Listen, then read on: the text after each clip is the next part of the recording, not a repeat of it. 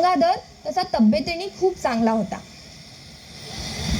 मग नेहमीप्रमाणे याही बाळासोबत मी माझ्या अपेक्षा जोडत चालले होते की माझं हे बाळ खूप मोठं होईल, माझ्या साहेबांसारखं परदेशामध्ये जाऊन शिक्षण घेईल, माझ्या साहेबांचं नाव खूप मोठं करेल.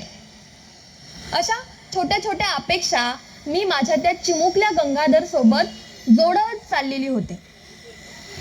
पण काय कुणास ठाऊको, माझ्या त्या गंगाधरला एक दिवशी खूप ताप आली. माझं ते बाळ जणू तापेने तडफडू लागलं. मी घाबरले.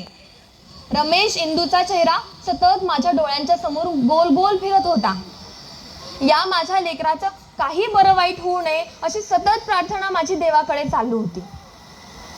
तुम्ही घरगुती उपाय म्हणताना मी सगळे घरगुती उपाय करण्याचा प्रयत्न केला. काय सांगू तुम्हाला, थंडगार पाण्याच्या पट्ट्या सुद्धा लावल्या, पण माझ्या गंगाधरची ताप काही कमीच होईना हो. माझं मन घाबरायला लागलं. नेमकं करायचं तरी काय? माझ्या लेकरांवरती असा कुठला उपाय करायचा? नंतर मला सुचलं, शेवटचा पर्याय हाच होता की माझ्या लेकराला दवाखान्यात घेऊन जायचं होतं, डॉक्टरांशी तपासणी करायची होती. बाळांनो, तापेने तडफडत असणाऱ्या गंगाधरला मी माझ्या हातामध्ये घेतलं आणि दवाखान्याचा धावा केला. दवाखान्यामध्ये जाऊन पोहोचल्यानंतर डॉक्टरांना विनंती केली की अहो डॉक्टर, माझं लेकरू गेले 2 दिवस झालं तापेने तडफडतंय हो. त्याला एकदा हात लावून बघा, त्याला एकदा तपासून तरी बघा.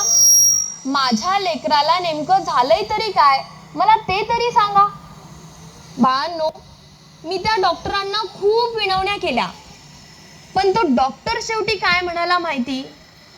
तो डॉक्टर म्हणाला, रमा, मागील बाकी भरल्याशिवाय गंगाधरवर काय इलाज करता येणार नाही. अहो, तापीने तडफडत असणाऱ्या चिमुकल्या माझ्या गंगाधरला रस्त्यावरती घेऊन बसलेले होते मी.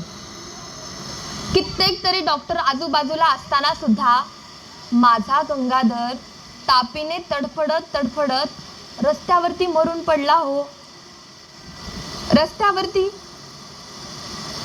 मी मात्र तिथं ओरडत राहिले, बाळ गंगाधर, अरे उठ रे, तुझ्या या गरीब आईला एकदा आई म्हणून हाक मार बाळा, एकदा उठ रे.